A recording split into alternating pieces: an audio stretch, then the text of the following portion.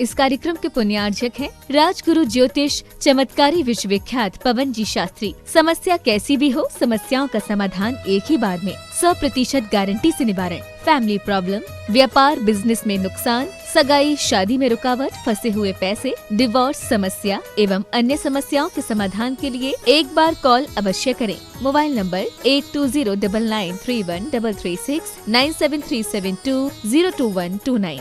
Branch Hyderabad एवं Mumbai www.rajguruastrologer.com।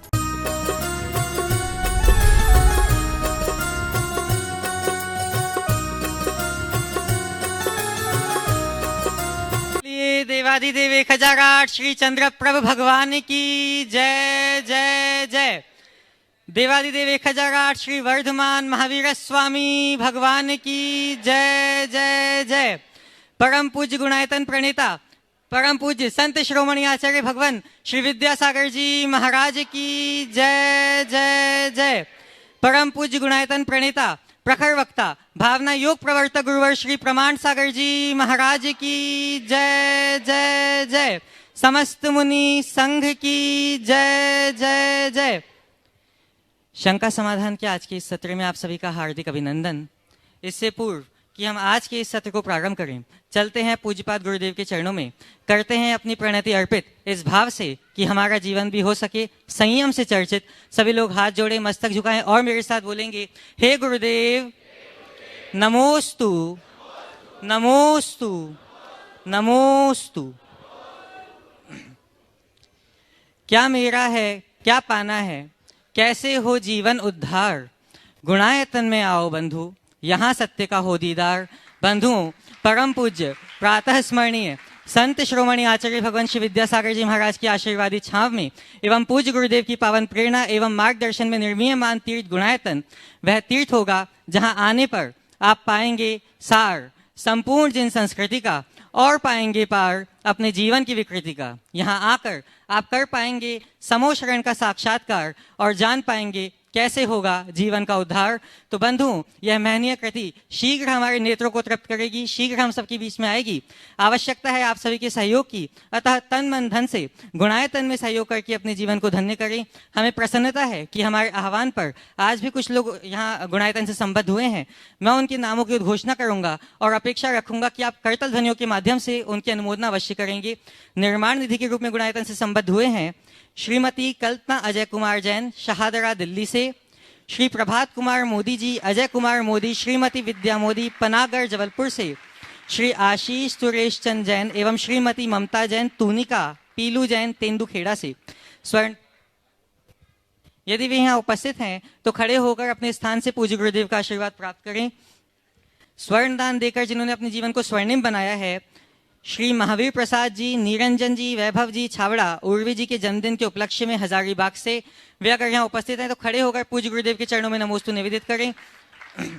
इसी तरह स्वर्णदान के माध्यम से गुणायतन से जिन्होंने अपनी स्वर्णिम यात्रा प्रारंभ की है, सावित्री जी जैन, दरियागंज दिल्ली से। वे अगर यहाँ उपस्थित हैं तो मैं उनको आमंत्रित करता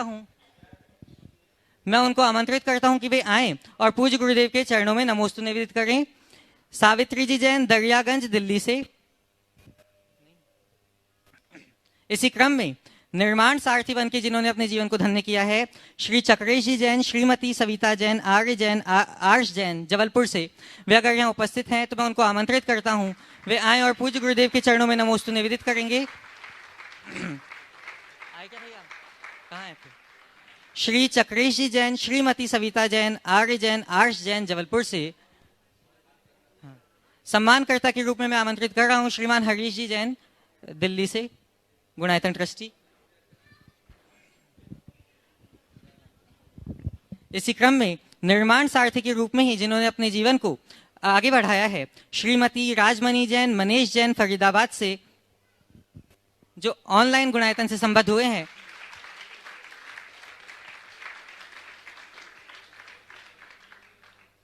श्रीमती राजमणि जैन, मनीष जैन फरीदाबाद से निर्माण सारथी के रूप में गुणायतन से ऑनलाइन संबद्ध हुए हैं। वे यहाँ उपस्थित नहीं हैं, पर हमारी करतल ध्वनियों के माध्यम से उनकी अभिवंदना यहाँ से पहुंच सकती है। संस्थापक सदस्य के रूप में गुणायतन से संबद्ध हुए हैं स्वर्गीय मोदी हुकुमचंद जी, श्री सुभाष संतोष राजकुमार, अभय निर्मल जैन परिवार, पनागर, जबलपुर से वे अगर यहाँ उपस्थित हैं तो मैं उनको आमंत्रित करता हूँ वे आए एवं पूज्य गुरुदेव के चरणों में नमोस्तु निवेदित करें। मैं पुनः बुला रहा हूँ स्वर्गीय मोदी हुकुमचंद जी, श्री सुभाष संतोष जी राजकुमार, अभय निर्मल जैन परिवार, पनागर से। सम्मानकर्ता के रूप में मैं आमंत्रित कर रहा हूँ श्रीमान सुनील जी जैन, CFO गुणायतन।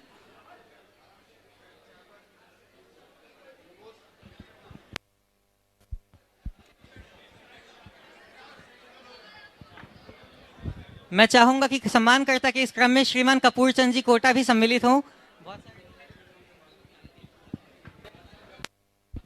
करतल ध्वनियों से सभी लोग इनकी अनुमोदना अवश्य करें बंधु।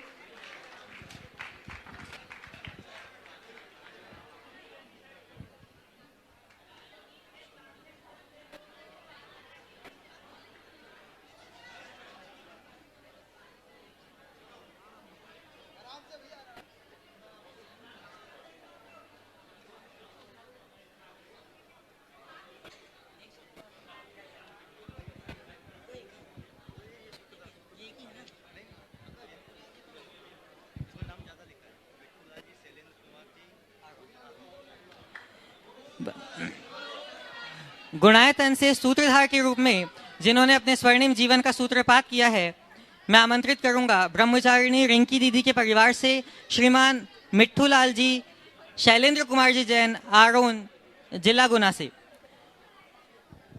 मैं चाहूंगा कि वे आए और पूज्य गुरुदेव के चरणों में नमोस्तु निवेदित करें। श्रीमान मिट्ठू लाल जी, शैलेंद्र कुमार जी जैन, आरोन, गुना से। और आपके सम्मान के लिए मैं आमंत्रित करूंगा श्रीमान कपूर चंद जी जैन, कोटा।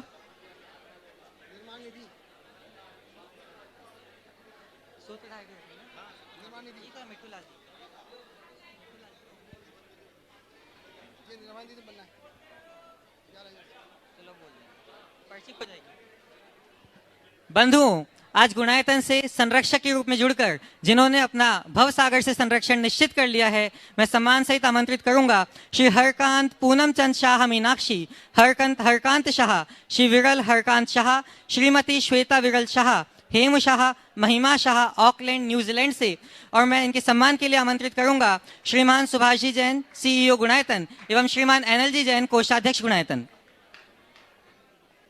श्रीमान हरकांत पूनम चंद शाह मीनाक्षी, हरकांत शाह, श्री विरल हरकांत शाह, श्रीमती श्वेता विरल शाह, हेम शाह, महिमा शाह, ऑकलैंड, न्यूजीलैंड से वे यहाँ आ रहे हैं, जिन्होंने अपने जीवन को संरक्षक के रूप में गुणायतन से जोड़कर धन्य किया है। सभी लोग करतल ध्वनियों से इनका अभिवादन अवश्य करें। मैं चाहूंगा कि सम्मानकर्ता के रूप में बाल ब्रह्मचारिणी सुनीता दीदी भी सम्मिलित हों। मैं उन्हें आमंत्रित करूंगा। निर्माण निधि बने, एक दोनों, दूसरा कहाँ गया?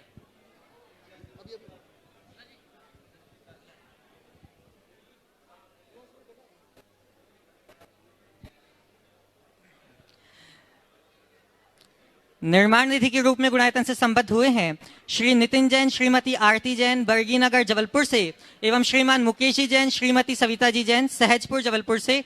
मैं चाहूंगा कि वे अपने स्थान पर खड़े होकर पूज्य गुरुदेव का आशीर्वाद प्राप्त करें।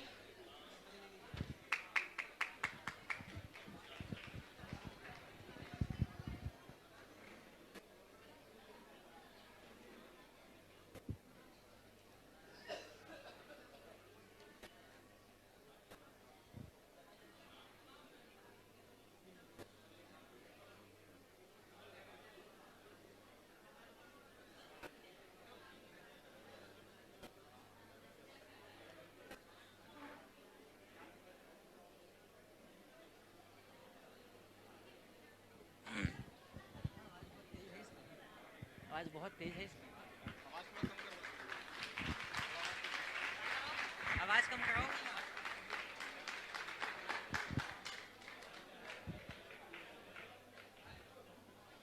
इसी क्रम में निर्माण निधि के रूप में गुणायतन से संबद्ध हुए हैं श्रीमान नितिन जी जैन, श्रीमती आरती जैन, वर्गी नगर, जबलपुर से, एवं श्रीमान मुकेश जी, श्रीमती सविता जी जैन, सहजपुर, जबलपुर से। मैं चाहूंगा कि वे खड़े होकर पूज्य गुरुदेव का आशीर्वाद प्राप्त कर लें।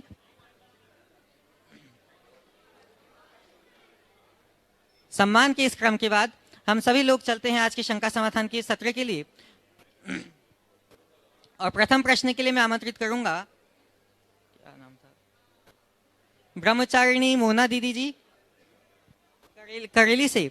और आपकी बात तैयार रहेंगे श्रीमान आशीष जी जैन, न्यूज 18 पत्रकार करेली। नमोस्तु महाराज जी। मेरा प्रश्न है कि जैसे किसी जीव ने कोई आयु कर्म बांधा, त्रियंच गति का या किसी भी जीव का, तो उसका जब उसने आयु कर्म बांधा, क्या उसी समय उसका शरीर भी निश्चित हो जाता है? जैसे उसने त्रियंच गति बांधी तो उसको हाथी का शरीर मिलना है या घोड़े का मिलना है या कौन सा, या जब उसका मरण होता है जब मिल शरीर का पर्याय तो सुनिश्चित हो जाती है। त्रियंच होगा, पंचेंद्रिय होगा, हाथी होगा, पर हाथी में वो कौन सा होगा ये अंत समय में तय होता। उसी समय नहीं होता, मतलब जब आयु। उपस्थित होंगे श्रीमान आशीष जी जैन, पत्रकार करेली। और आपके बाद में आमंत्रित करता हूं स्वर्गीय मोदी हुकुमचंद जी, श्री सुभाष संतोष जी, राजकुमार जी, अभय निर्मल जैन, परिवार पनागर से, जो संस्थापक सदस्य के रूप में गुणायतन से आज संबद्ध भी हुए। पूज्य भगवान, आपको मेरी ओर से, मेरे परिवार की ओर से, मेरे शहर की नगर गौरव दीदी भैया की ओर से और संपूर्ण समाज की ओर से बारंबार नमोस्तु। समस्त चुल्लक जी महाराज को बारंबार इच्छामी इच्छामी इच्छामी। पूज्य गुरुवर, मैं वो यूनिवर्सल समाधान जानना चाहता हूँ भगवान, जो कई शंकाओं का एक समाधान होता है। जो भक्त, यहाँ बहुत सारे भक्त आते हैं शंकाएं लेके और एक समाधान लेकर घर जाते हैं, तो वो समाधान जानना चाहूँगा भक्त। क्या समाधान? एक ऐसा समाधान गुरुदेव, यूनिवर्सल समाधान, जो कई शंकाओं का एक समाधान हो भगवान। जब सब शंकाओं का समाधान, मैं कहूँ एक बात अपनाओ तो समाधान ही होगा, शंका नहीं बचेगी। और वो एक सूत्र है, समझिए, बड़ा छोटा सा सूत्र है, खुश रहो खुश रखो। इस सूत्र को आत्मसात कर लो, फिर कोई शंका समाधान की जरूरत नहीं पड़ेगी। ठीक है। नमोस्तु भगवान, नमोस्तु भगवान, नमोस्तु। उपस्थित होंगे श्रीमान सुभाष जी, संतोष जी, राजकुमार जी, अभय जी, निर्मल जी जैन, पनागर से, जो आज संस्थापक सदस्य के रूप में गुणायतन से संबद्ध भी हुए हैं। और आपकी बात तैयार रहेंगे श्रीमान महेश कुमार जी जैन, तुलसी नगर, नागपुर। नमोस्तु महाराज श्री इच्छामी महाराज जी, पनागर जैन समाज की ओर से नमोस्तु नमोस्तु नमोस्तु महाराज जी। मेरी शंका तो कुछ नहीं है महाराज जी, बस आपका आशीर्वाद चाहिए गुरु जी। और आपके प्रवचन सुन के मेरा जीवन ही बदल गया, मेरा रहने का भी सब स्टाइल पूरा सब बदल गया गुरु जी। नमोस्तु महाराज। बहुत सुनो। हाँ महाराज जी, एक क्वेश्चन है, यदि हम कोई नियम लेते हैं और किसी दूसरे की वजह से उसमें कोई अड़चन आती है, तो उसमें हमें कितना दोष लगेगा? देखो, नियम लो तो दृढ़ता से उसको निभाओ जी। कदाचित यदि कोई दोष आता है तो उसका प्रायश्चित। जैसे महाराज जी, जैसे मंदिर में पंखा नहीं चलाना है और अपन बैठे हो, किसी दूसरे ने आके चला दिया, तो उसमें मन में खुशी मत होगी, अच्छा चला दिया, गर्मी लग रही थी जी। खुशी नहीं रखोगे तो कोई दोष नहीं। नमोस्तु महाराज। हो गया, चलो जल्दी। महाराज जी, एक शंका ये थी, जैसे हम कभी नियम लेते हैं और हमें याद नहीं रहता है, भूलवश हम उस चीज़ को ग्रहण कर लेते हैं। जैसे कि हमने कुछ चीज़ त्याग की और भूलवश उसे ग्रहण कर लिया या नियम टूट गया, तो उस चीज़ का प्रायश्चित हमें गुरु के द्वारा लेना चाहिए। जैसे याद हो अपनी निंदा ग्रहण करो, उसका प्रायश्चित करो। छोटा मोटा नियम है तो अपने काय उत्सर्ग आदि के माध्यम से या कोई त्याग के माध्यम से खुद को दंडित करो। भगवान के सामने जाकर अपनी निंदा ग्रहण कर लो, और बड़ा दोष लगे तो गुरुओं से बोलो। Thank you. नमोस्तु महाराज जी, बारंबार नमोस्तु। ओम। बस अब नहीं। उपस्थित होंगे श्रीमान महेश कुमार जी जैन, तुलसी नगर, नागपुर से। और आपकी बात तैयार रहेंगे श्वेता जी, अमीश जी काला, नेमी नगर, जैन कॉलोनी, इंदौर, मध्य प्रदेश। नमोस्तु महाराज जी, नमोस्तु महाराज जी, इच्छामी महाराज जी, इच्छामी महाराज जी। आजकल आधुनिक युग है, सब चीजें शॉर्टकट होने लगी हैं। कोई डिस्टेंस ट्रेवल करना हो तो शॉर्टकट अपना लेते हैं। मोक्ष मार्ग में कोई ऐसा शॉर्टकट हो सकता है क्या? अगर हो तो कृपया बताइए महाराज। मोक्ष मार्ग शॉर्टकट है, बड़ा शॉर्टकट है। मोक्ष मार्ग में कुछ नहीं करना, सारे संसार के रास्ते को कट करके मुनि बनकर आत्मा में डूब जाओ, मोक्ष हो गया। लॉन्ग कट में तो आप लोग चलते हैं, दुनियादारी में फंसो मत, निर्ग्रंथता को प्रकट करो। तो भरत चक्रवर्ती को एक अंतर मुहूर्त में काम हो गया था। काश बत्ती तो जले। चलिए। उपस्थित होंगे श्रीमती श्वेता जी अमीश जी काला, नेमी नगर, जैन कॉलोनी, इंदौर, मध्य प्रदेश से। और आपके बाद तैयार रहेंगे श्रीमान श्री श्राविका, व्रति श्राविका श्रीमती शकुन दीदी विदिशा से, जिन्होंने यहाँ से चक्र विधान भी संपन्न किया। नमोस्तु महाराज जी, नमोस्तु नमोस्तु। मेरे और मेरे परिवार के वजह से 3 बार नमोस्तु। महाराज जी, मन, ज्ञान और विचार, मन, ज्ञान और विचार, क्या तीनों एक है या तीनों अलग है? मतलब क्या, मतलब सब में उलझन चलती है, तो क्या अलग है, एक है? देखिए, मन, ज्ञान और विचार ये 3 शब्द है।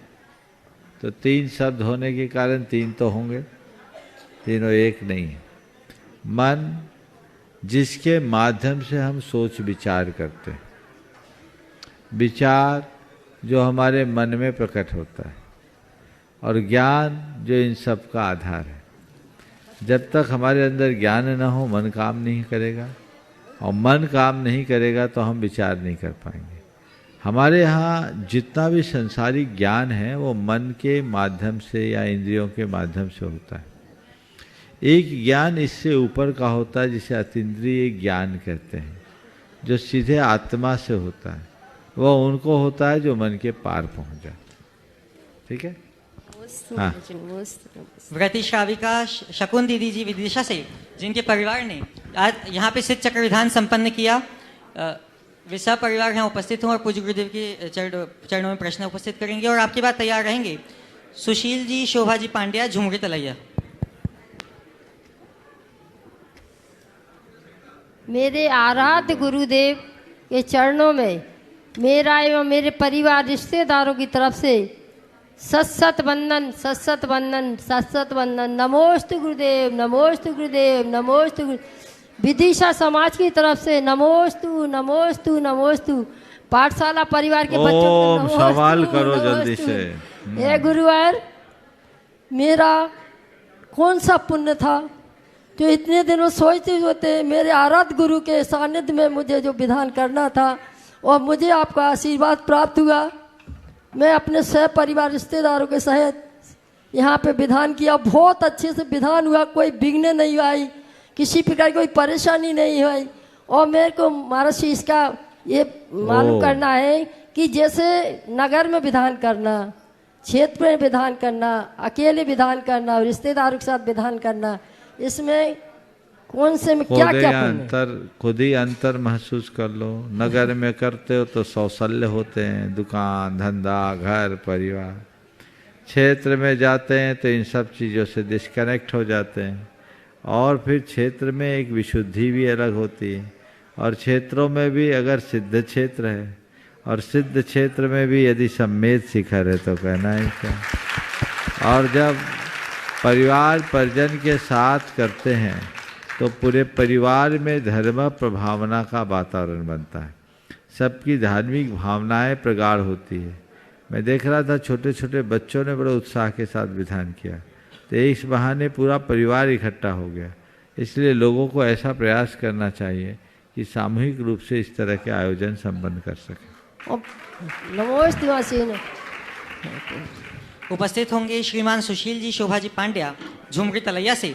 और आपके बाद मैं आमंत्रित करूंगा श्रीमान हरकान जी, पूनम चंद जी शाह सपरिवार, जो आज संरक्षक के रूप में गुणायतन से संबद्ध भी हुए हैं। महाराज जी को नमोस्तु नमोस्तु नमोस्तु। छुल्लक जी महाराज जी को इच्छामी इच्छामी इच्छामी। महाराज जी, क्या सचमुच में स्वर्ग नरक होता है क्या? स्वर्ग नरक होता है क्या? हाँ, वहाँ गरम गरम कढ़ाई में डालते हैं, गरम गरम पुतलियाँ सटाते हैं, क्या कोई वहाँ से वापस आकर वहाँ यानी कि नरक और स्वर्ग का वर्णन बताता है क्या?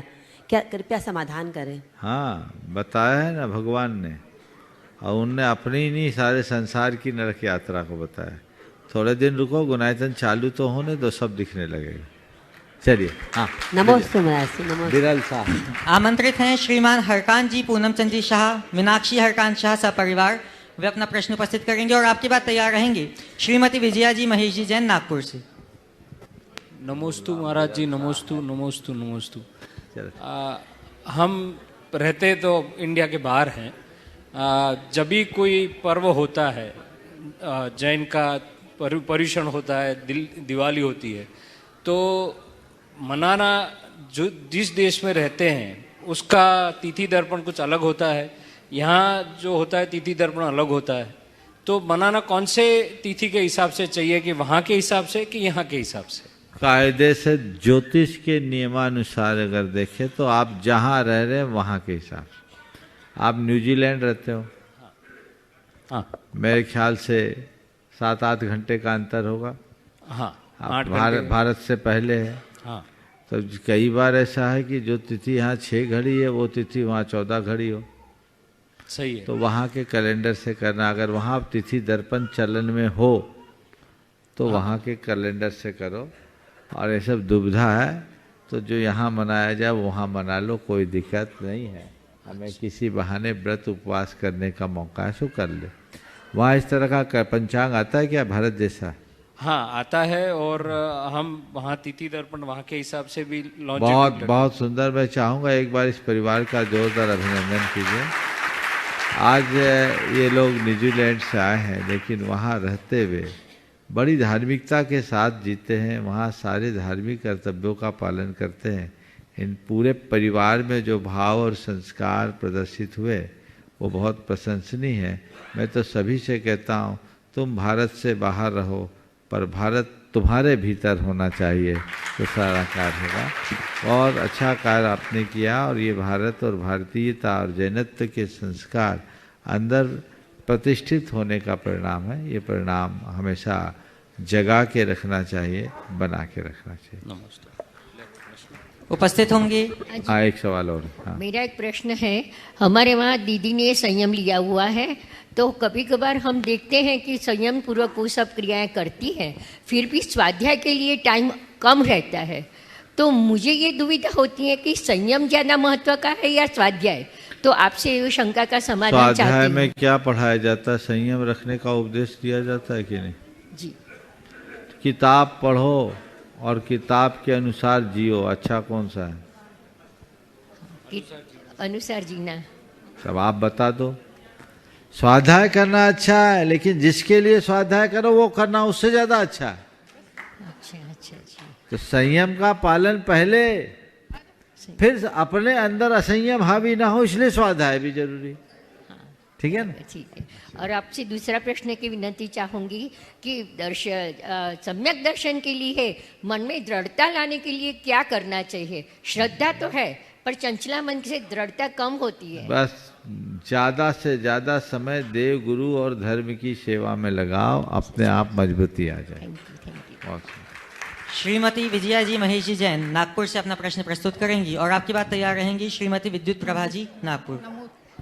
परम पूज मुनि श्री के चरणों में सत सत नमन। नमोस्तु महाराज जी। क्षुल्लक जी महाराज जी के चरणों में छामी। महाराज जी, जो 24 घंटे में अगर भोजन बाहर ना निकाला जाए तो वो रोग का कारण बनता है, और 4 घंटे में यदि पिया हुआ पानी बाहर ना आए तो वो भी रोग का कारण बनता है। ली हुई हवा यदि ना छोड़ें तो वो तो मृत्यु का ही कारण बन जाती है। तो महाराज जी, जो मन में नकारात्मकता, राग, द्वेष, ये विकार जो भर जाते हैं वो बाहर नहीं निकलते, उनका क्या होता होगा और कैसे वो बाहर निकले? उसी को तो भोग रहे। ये हमारे शरीर के टॉक्सिन से भी भयानक है। जब हमने नकारात्मकता जन्म जन्मांतरों से भर रखा, उसने हमारे जीवन को ही विषाक्त बना दिया। जब तक हम इनका रेचन नहीं करते, इनको निष्कासित नहीं करते, इनका परिशोधन नहीं करते, तब तक हमारा जीवन नहीं संवर सकता। तो अपने जीवन को संवारने के लिए हमें इन विकारों से मुक्ति जरूरी है, और धर्म हमें यही उपदेश देता है। महाराज जी, अभी हमारी सहेलियां अनुष्ठान का मैं यहाँ अपना मंडल लेके विधान किया, और तब से हम लोग की भावना भी है महाराज जी, हम लोग भी कार्य। बहुत सुंदर। श्रीमती विद्युत प्रभा जी नागपुर से अपना प्रश्न प्रस्तुत करेंगे और आपकी बात तैयार रहेंगे श्रीमान मनीष जी सीमा जी पांडे देवरी मध्य प्रदेश। महाराज श्री, आपको मेरी ओर से और नागपुर समाज की ओर से अनंतो नमोस्तु नमोस्तु नमोस्तु। महाराज जी, प्रश्न थोड़ा सा अजूबा सा लगता है बोलने में, फिर भी अपने विचार व्यक्त कर रही हूँ कि जैसे आचार्य श्री की उत्कृष्ट पर्सनैलिटी पर उत्कृष्ट व्यक्तित्व, हम लोग उनके क्रियाओं से, चर्याओं से, उनके लेखन से हम बहुत कुछ समझ पाते हैं।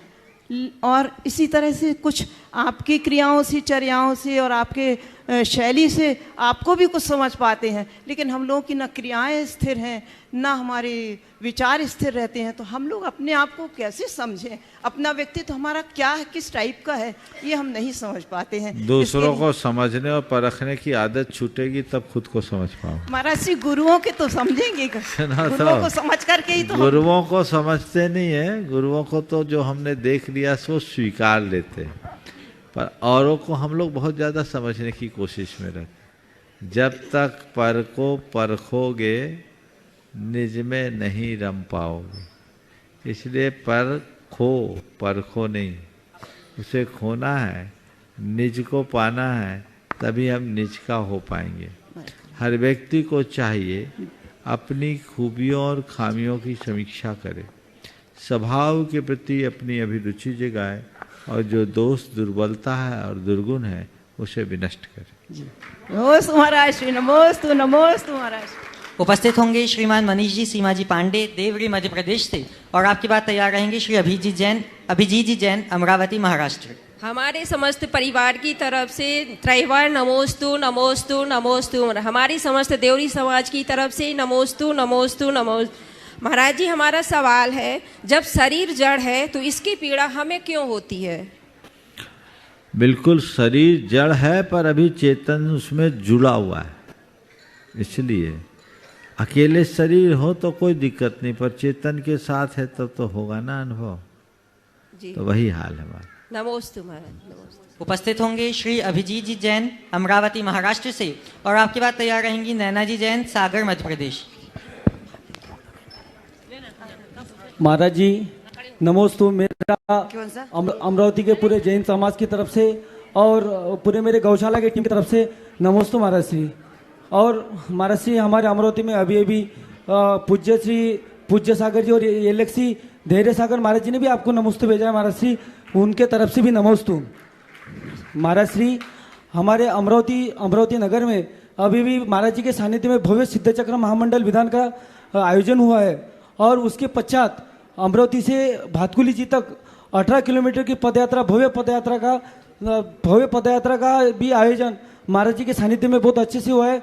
हजारों की तादाद में महाराज जी जैन समाज के श्रावक ने उसमें हिस्सा लिया है। तो महाराज श्री, ये प्रश्न धैर्य सागर जी ने मेरे को बोला था कि महाराज जी से पूछना करके कि महाराज जी, ये जो सिद्ध चक्र महामंडल विधान का आयोजन हुआ और उसके पश्चात भव्य 18 किलोमीटर की भातकुली तक के पदयात्रा का विहार हुआ, तो उसमें महाराज श्री कौन सा फल मिलता और इसमें कौन से पुण्य का लाभ होता है? देखो, रथ यात्रा और जिन यात्रा को प्रभावना अंग का विशेष अंग बताया।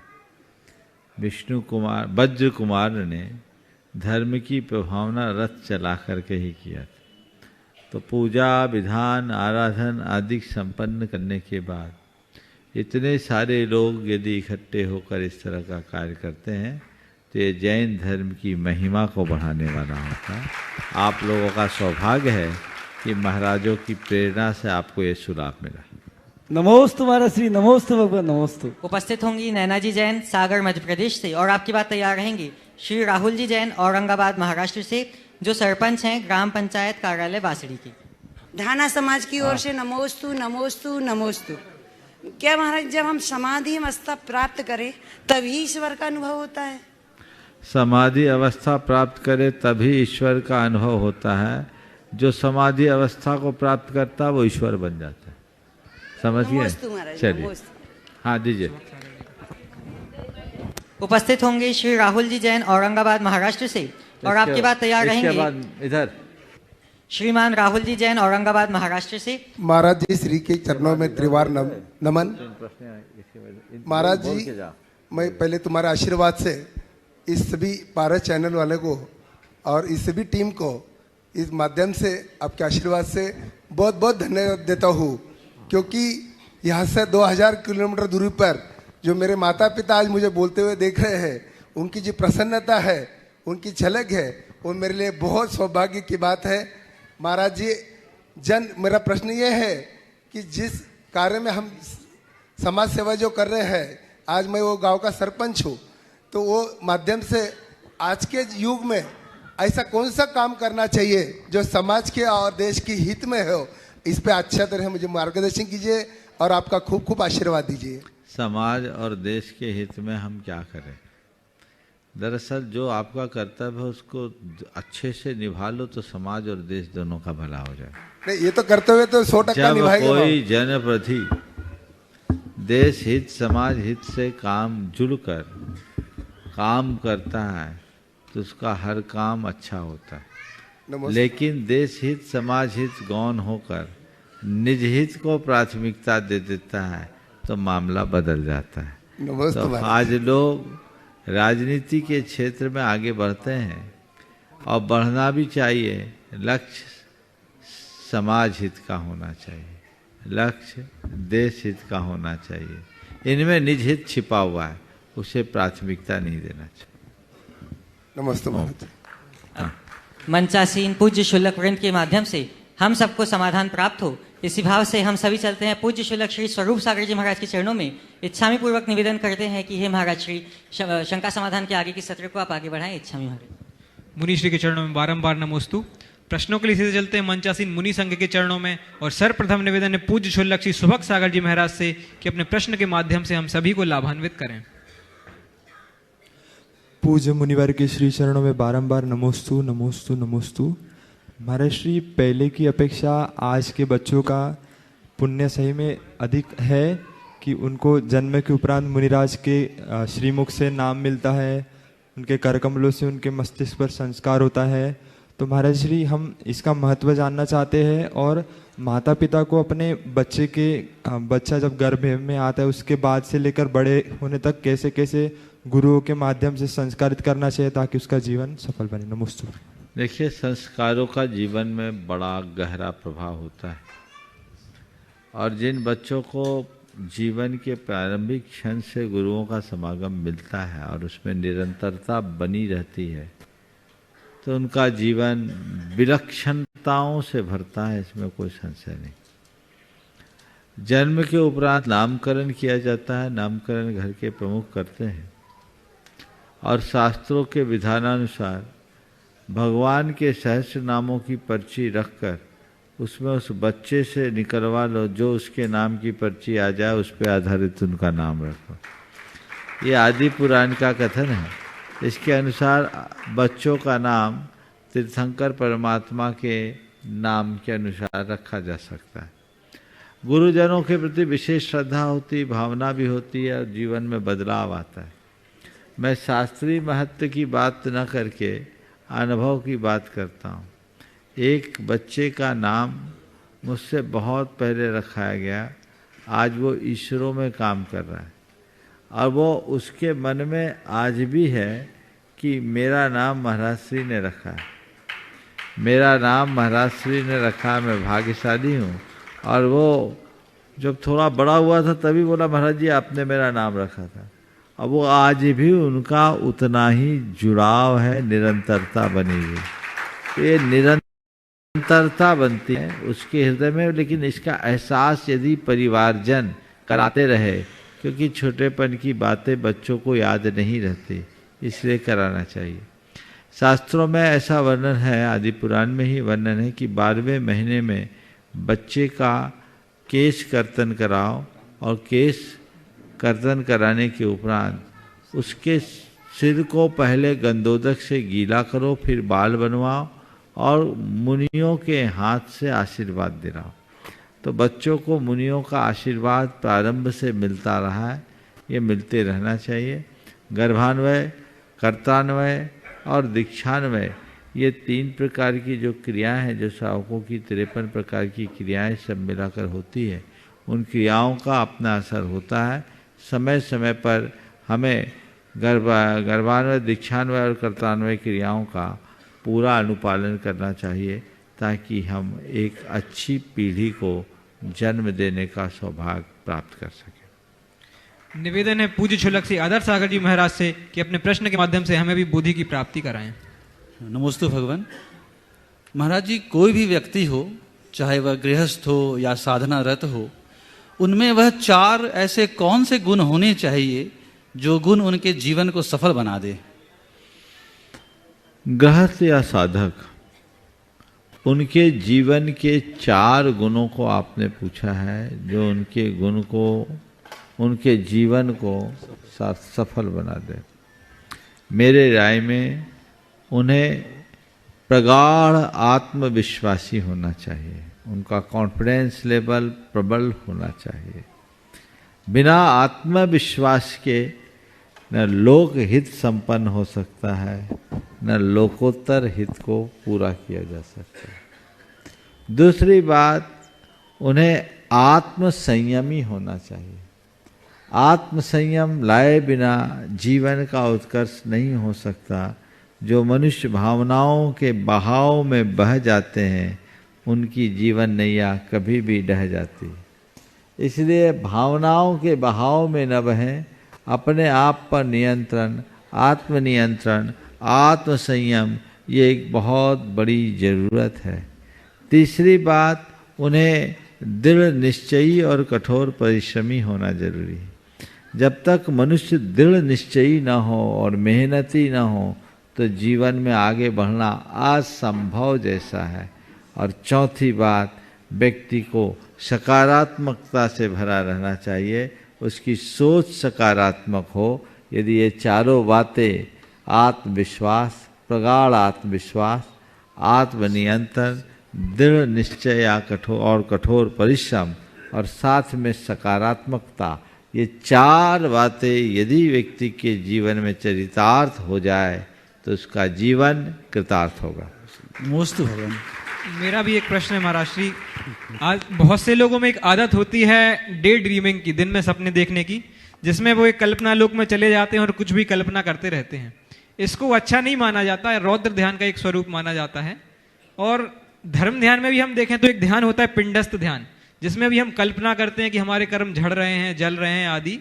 तो मेरा इन दोनों में क्या अंतर है और ये डे ड्रीमिंग को हम कैसे सही दिशा देके धर्म ध्यान में बदल सकते हैं? देखिए, डे ड्रीमिंग और धर्म ध्यान में बड़ा अंतर है। दिवा स्वप्न तो एक प्रकार का ख्वाबी पुलाव पकाना है, जो आर्त ध्यान और रौद्र ध्यान की श्रेणी में आते हैं। ऐसे सपने देखने और दिखाने वाले अपने जीवन को यूं ही लगा लेते हैं। लेकिन जब हम धर्म ध्यान करते हैं तो सब विकल्प संकल्प से मुक्त होते हैं। मनुष्य की जो डे ड्रीमिंग है वो तो उसे व्याकुल बनाने वाली है। मन में संताप, वो अपनी कल्पनाओं से अपना संसार बुनता है और वह संसार ही उसे ले डूबता है। वो उसमें बुरी तरह उलझ करके रह जाता है। इसलिए डे ड्रीमिंग तो किसी भी अर्थ में अप्रशंसनीय नहीं है। लेकिन धर्म ध्यान संसार के सारे सपनों को तोड़कर संसार सपना है इस बात का बोध जगा देता है, आत्मा से आत्मा की निकटता उत्पन्न करता है, मन को शांति प्रदान करता है। इसलिए कल्पना है, एक कल्पना जो कोरी कल्पना है और दूसरी कल्पना जो यथार्थ से जुड़ी हुई है। हमें यथार्थोन्मुखी कल्पना करना चाहिए। एक चिंतन है और एक ख्वाब है, दोनों में बड़ा अंतर है। जब चिंतन करते हैं तो उसमें हमारा चित्त जागरूक होता है और ख्वाब देखते हैं तो चेतना सुप्त होती है।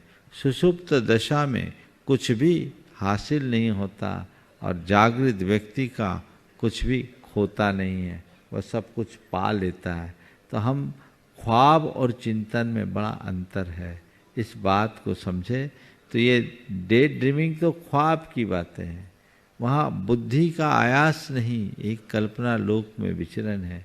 लेकिन ध्यान में वह चिंतन की गहराई है जो हमें अनुभूति के उत्तम मुक्ति प्रदान करते हैं। बहुत बहुत आभार महाराज जी, आपके चरणों में सविनय इच्छामि। अगले प्रश्न के लिए मैं आमंत्रित करूंगा श्रीमती नेहल जी बड़जात्या इंदौर से, और आपके बाद तैयार रहेंगे आदरणीय ब्रह्मचारी अजय भैया जी दमोह से। गुरुदेव के चरणों में नमोस्तु नमोस्तु नमोस्तु। मेरी बिटिया का प्रश्न है गुरुदेव, मैं उसका साथ दूंगा। नमोस्तु महाराज जी, मेरा प्रश्न ये है कि हम बच्चे जब भी महाराज जी या कोई साधु को आहार देते तो वो हमें सबसे पहले बोलते कि आप त्याग लो फिर आहार दो। तो मेरे कुछ दोस्त ऐसे हैं कि जो त्याग के कारण वो लोग चले गए, उनका भाव भी बना तो भी उन्होंने आहार नहीं दिया। तो महाराज जी अच्छा, इस संबंध में जैसे आने वाले समय में उस त्याग को अपनाए, लेकिन इस समय तो देखो ये अपना अपना दृष्टिकोण है। मैं तो कभी किसी से नहीं बोलता कि तुम कुछ छोड़ो, पर मेरा अनुभव बताता है बिना कहे भी लोग छोड़ देते हैं। कहना कोई जरूरी नहीं है, पर यदि साधु कहे तो उसको भी किसी भी प्रकार से नकारात्मक दृष्टि से नहीं देखना चाहिए। ना महाराज जी, नकारात्मक दृष्टि से नहीं बात, देखा। अगर वो आहार दे भी ले और सुधरे नहीं तो देखे क्या पाए, अनुमोदना करे, अपनी पात्रता देखे, उसे विकसित करे। अगर किसी साधु ने कोई नियम लिया है कि तुम ये ऐसा करोगे तो ही हम आहार लेंगे, तो तुम्हें समझ में आ रहा है, तुम उस लायक अपने आप को समझते हो तो दो, नहीं तो कहो ठीक है महाराज आशीर्वाद दीजिए, हम दूर से आपको करेंगे। आहार भले न दे पाए, आपका आशीर्वाद तो मिलेगा ना। अब साधु कहे नहीं तुमको ये छोड़ना ही पड़ेगा तब हम करें, ऐसा ज्यादती तो कोई साधु नहीं करते। ये तो अपना अपना माल है, तुम्हें पसंद आए तो पैसा चुका के लो, नहीं तो मत लो। मोल चुकाओ माल लो, जबरदस्ती का क्या कहना है ना। इसलिए उन बच्चों को कहना चाहिए कि देखो महाराज अगर कर रहे हैं तो अपने भले के लिए कर रहे हैं, हम एक निर्ग्रंथ मुनि के हाथ में आहार दे रहे हैं तो कुछ तो त्याग होना ही चाहिए। महाराज साहब वो आपकी बिल्कुल सही बात है, बिल्कुल आपने सही, बिल्कुल आपने सही बोला, उनका भाव भी बनता है तो भी वो लोग नहीं देते, वो पीछे हट जाते हैं, पीछे हट जाते हैं। अब उनके भाग जगेंगे तो आएंगे, समझ गए। चलो महाराज जी एक ही बस आगे, एक हमारा क्वेश्चन महाराज जी। ओम एक अभी बहुत लाइन है, चलो अगला बोलो। आमंत्रित हैं आदरणीय अजय भैया जी दमोह से, और आपकी बात तैयार रहेंगे मिलन जी जैन देवरी से। मुनि श्री के चरणों में मेरे माता भाई सभी परिवार का त्रिवार नमोस्तु नमोस्तु नमोस्तु। समस्त क्षुल्लक महाराज जी को क्षामी क्षामी क्षामी। महाराज जी प्रश्न है, जिन्होंने दान दे दिया है और उस क्षेत्र को चेक के रूप में दिया है और उस चेक को स्वीकार भी कर लिया क्षेत्र ने, और अगर वो जैसे बैंक में नहीं जमा करते चेक को, तो देने वाले का भाव तो देने का था कि मुझे दान देना है, अब वो राशि के रूप में उन्होंने चेक दे दिया और उनके अकाउंट में पेमेंट भी है, पर क्षेत्र ने उसको नहीं लगाया बैंक में। 1 वर्ष भी बीत गया, 2 वर्ष, तो फिर वो देने वाले को क्या फल मिलेगा और क्षेत्र वालों को ऐसा करने से क्या? चेक आपने दे दिया तो दातार की रिस्पॉन्सिबिलिटी खत्म हो गई। अगर अकाउंट में पैसा है, चेक दिया है तो आपने भुगतान कर दिया। अब उस संस्था के व्यक्ति को चाहिए कि शीघ्रातिशीघ्र उसे कैश करे। हाँ, चेक बाउंस होता है तो वो दोषदार है और उसे तुरंत करना चाहिए। लोगों के जीवन में उतार चढ़ाव आता रहता है, ये तो कमेटियों का प्रमाद है। यदि कहीं दे और लोग साल साल उसको रोके रहे तो फिर तो कोई चेक का मतलब नहीं है। उसे दातारों को भी कहना चाहिए कि भाई साहब आप तुरंत करें, और उनको भी करना चाहिए कि तुरंत वो कर लें। और आजकल तो NEFT और दूसरे साधन है, चेक फेक के झमेले में ही नहीं रहना चाहिए, समझ गए। सीधे आप ऑनलाइन ट्रांसफ़र कर दो, झमेला ही खत्म, ताकि तुरंत दान महाकल्याण हो जाए। तो बैंकों के रूल हो गए कि जैसे कि जिनको अगर बैंकों में कुछ ऐसे रूल हो गए कि जैसे अगर आपको चेक के माध्यम से ही विड्रॉल करना पड़े? नहीं, ऐसा कोई नहीं है, NEFT हो सकता है और बहुत सारे ऑनलाइन पेमेंट्स हैं। चलिए, नमस्ते महाराज। मिलन जी जैन अपना प्रश्न प्रस्तुत करेंगे और आपकी बात तैयार रहेंगे रिदम जी जैन। नहीं, सवाल नहीं है मिलन का, मिलन नहीं, दूसरा बोलो। रिदम जी जैन उपस्थित हो तो अपना प्रश्न प्रस्तुत करेंगे और आपकी बात तैयार रहेंगे नैतिक जी जैन बरगी नगर जबलपुर। वो भी नहीं है, अगला बोलो। नैतिक जी जैन अपना प्रश्न उपस्थित करेंगे और आपकी बात तैयार रहेंगी शैली जी जैन जबलपुर बरगी नगर। महाराज जी नमोस्तु नमोस्तु। मेरा प्रश्न यह है कि मंदिर जी में जब हम अभिषेक करते हैं तो मन में क्या सोचना चाहिए और भाव कैसे होने चाहिए? अभिषेक करते हैं तो क्या सोचना चाहिए? हे भगवान, कब ऐसा सौभाग्य मिले कि मैं आपका साक्षात दर्शन कर सकूं, स्पर्शन कर सकूं, आपके सानिध्य को पाकर अपना जीवन उत्तम कर सकूं। चलिए। उपस्थित होंगी श्रीमती शैली जी जैन और आपके बाद तैयार रहेंगे अनिमेश जी जैन गोमिया। नमोस्तु महाराज जी, नमोस्तु महाराज जी। पकड़ महाराज श्री जो बाहुबली भगवान का जब उनने मतलब योग निरोध कर रहे थे तो उनको मोक्ष नहीं हुआ था, तो उसमें शास्त्र में पढ़ने आया है कि उनको शल्य था, इसलिए उनको मोक्ष नहीं हुआ था। तो भरत भगवान आए, मतलब भरत आए थे, तब उनने बताया कि ये मेरी धरती नहीं है, मैं भी एक वो क्या बोलते आत्मा हूँ, जीव हूँ, मैं भी चला जाऊंगा, आप भी मतलब अपना भगवान बनने की पूछना क्या चाहती हैं? तो उनको कैसे हुआ था मोक्ष, किस कारण से हुआ था? देखिए, बाहुबली जी महामुनिराज थे। ये योग निरोध के काल की बात नहीं है, ये उनके साधना काल की बात है। 1 वर्ष तक उनने तप किया और 1 वर्ष तक उन्हें केवल ज्ञान नहीं हुआ। ऐसा कहते हैं कि उनको शल्य थे, लेकिन आगम कहता है इस प्रकार की शल्य उन्हें हो ही नहीं सकते, क्योंकि वे वर्धमान चरित्रित हैं। उन्हें विपुलमति मनः पर्यय ज्ञान था। जो विपुलमति मनः पर्यय ज्ञान के धनी होते हैं, वर्धमान चरित्री होते हैं, उनके अंदर इस तरह के शल्य आने की कोई संभावना नहीं। पुराणकारों ने भले लिख दिया हो, जैसे लिखा हो, अपनी जगह है, सैद्धांतिक दृष्टि से ये बात घटित नहीं होती। इसे एक संयोग के रूप में भी देखा जा सकता है कि एक संयोग था और माया मिथ्या निदान शल्य तो उनको नहीं हो सकता।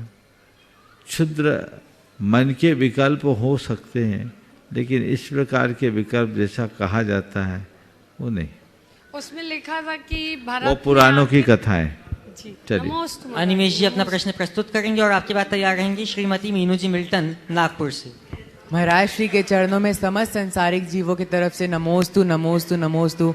छुलक जी के चरणों में इच्छामी इच्छामी इच्छामी। महाराज श्री, मेरा प्रश्न ये है, आजकल की जनरेशन में हम देखते हैं कि अधिक धार्मिक महिलाओं को शादी करने में पुरुष से दिक्कत होती है और अधिक धार्मिक पुरुष को महिलाओं से शादी करने में, ज़्यादा धार्मिक महिलाओं से शादी करने में दिक्कत होती है। तो महाराज जी ऐसा क्या प्रयोग करें कि 2 धार्मिक पुरुष और महिलाएं एक साथ संबंध बना सके? बहुत अच्छा। तुम्हें अभी से चिंता तो नहीं हो रही? ये एक बहुत बड़ी समस्या है। समाज में धार्मिक युवक और युवतियों की कमी नहीं, लेकिन प्रायः समान आचार विचार वाले लोगों की युति कठिन हो जाती है। समाज में एक ऐसा पोर्टल डेवलप होना चाहिए और उसमें इस तरह की सुविधा दी जाए जिसमें धार्मिक लोग अपनी अभिरुचियां डाल सकें और वो पोर्टल पूरे देश के लोगों के लिए खुला हो, सुलभ हो, तो आगे आने वाले समय में रिश्ते नाते जोड़ने में लोगों को अनुकूलता हो सकती है। ये काम आप लोग ही कर सकते हैं। टेक्नोलॉजी से जुड़े बहुत सारे लोग हैं, वे यदि इनको सुनकर कोई ऐसा एप्लीकेशन या और कोई ऐसी व्यवस्था बनाएं तो इससे समाज का भला होगा। ऐसी सुविधाएं दें और विभिन्न माध्यमों से लोगों तक ये बात पहुंचाएं ताकि लोग अपनी वास्तविकता और पूरी जानकारी उस पोर्टल के माध्यम से उपलब्ध कर सके, करा सके और लोगों को लाभ मिल सके। ये इसका एक समाधान है। उपस्थित होंगी श्रीमती मीनू जी मिल्टन नागपुर से और आपके बाद तैयार रहेंगे श्रीमान अतुल जी जैन, मुकेश जी जैन गढ़ा जबलपुर से, जो पूज्य आर्यका श्री पावनमती माता जी के परिवार से हैं। नमोस्तु नमोस्तु नमोस्तु। महाराज जी, हमारा प्रश्न है, रानी चेलना ने ऐसा कौन सा पुण्य किया था कि अपना भी कल्याण किया और राजा सैनिक का भी? अब हम कौन सा पुण्य करें कि हमारा भी कल्याण हो और उनका भी कल्याण? रानी चेलना ने ऐसा कौन सा पुण्य किया कि अपना और अपने पति का भी कल्याण किया? आप चाह रही हैं हम ऐसा कौन सा पुण्य करें कि अपना और अपने श्रीमान का भी कल्याण करें? श्रीमान पीछे हैं क्या? नहीं दादाजी। आए नहीं हैं। वो श्रेणिक होते तो बात जल्दी बन जाती, वो श्रेणिक नहीं है, बनिया है। महाराज जी सुन रहे होंगे ना वो? हाँ सुन रहे तो बता रहा हूँ, इसीलिए बोल रहा हूँ। श्रेणिक बिगड़ा था पर बदल गया क्योंकि छतरी था। तुम न ज़्यादा बिगड़ते हो न ज़्यादा सुधरते हो, क्योंकि बनिया हो। बनिया आदि बीच के, इस पार और उस पार की बात बनियों में कम आती है, वे अवसर के अनुरूप काम करते हैं। तो पहली बात तो ये है कि आपके पास श्रेणिक नहीं है, इसलिए आप चेलना भी नहीं हो सकती, क्योंकि श्रेणिक तो केवल चेलना को मिलता है। समझ गए? तो ये आचार्य श्री की पीछे लिए इतना तो भरोसा। बहुत बढ़िया। तो बहुत बढ़िया। चेलना नहीं बन सकती, आपको श्रेणिक नहीं मिला है, चेलना नहीं बने कुछ और बन जाओ चलेगा। तो ये तो चीज़ें हैं, बनती है बदलती है। मन में ऐसा प्रशस्त भाव रखना भी बहुत उत्तम है कि हम अपने साथ सामने वाले का कल्याण कैसे कर लें। कल्याण की भावना ही जीवन को आगे बढ़ाती है। ये भावना बढ़ाते रहिए, रास्ता खुलेगा।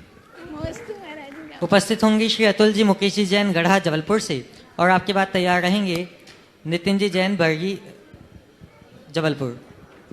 महाराज श्री के चरणों में बारंबार नमोस्तु। गढ़ा जैन समाज की ओर से भी बारंबार नमोस्तु। शुल्लक महाराज जी को एक शाम।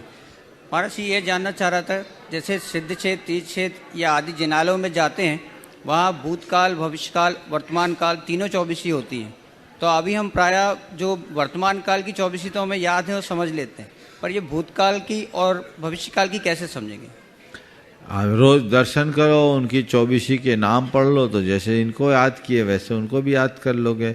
पर मैं कहता हूँ ना कर पाओ तो कोई चिंता नहीं, 24 में रहो, 25वें के चक्कर में मत पड़ना, रास्ता प्रशस्त हो जाएगा। हाँ बोलो।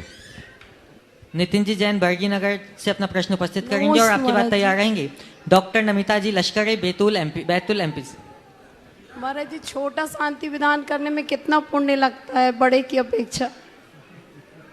इसका कोई पैमाना नहीं है, पर छोटा और बड़ा का फल भी छोटा बड़ा होगा। नहीं, जैसे कब पूजन करते हैं, कभी कभी जितना बृहत रूप में करोगे उतना ज्यादा लाभ है, लेकिन पुण्य और पाप का संबंध है हमारी मात्रा से नहीं, उसके साथ जुड़ी भावना से।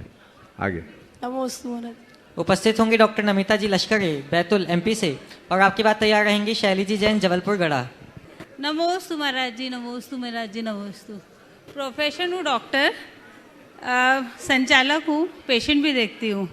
घर गृहस्थी, हॉस्पिटल, पेशेंट, बच्चे सबको मैनेज करने में थोड़ा सा समय धर्म में कम दे पाती हूँ। स्वाध्याय में किस तरह से अपनी इस भावना को और कम उतने ही टाइम पीरियड में कैसा कल्याण कर सकती हूँ अपना? देखिए, धार्मिक क्रियाएं व्यक्ति की परिस्थिति के अनुरूप घटती बढ़ती है, इसलिए आप इस बात का विकल्प न करें कि मेरे पास टाइम नहीं तो मैं धर्म नहीं कर पाता।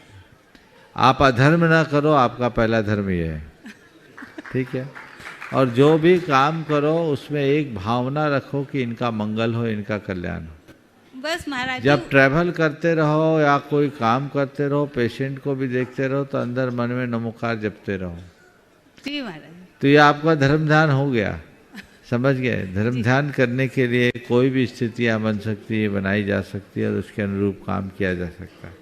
लोगों को व्यसनों से, बुराइयों से बचने की प्रेरणा दें, तो ये भी आपका एक धर्म प्रभावना का काम होगा। तो अपने कार्य क्षेत्र में रहते हुए जितना बेहतर किया जा सके करें, धर्म ध्यान हो जाएगा। समय हो गया, यहीं पर विराम। बोलिए परम पूज्य आचार्य गुरुवर श्री विद्यासागर जी महाराज।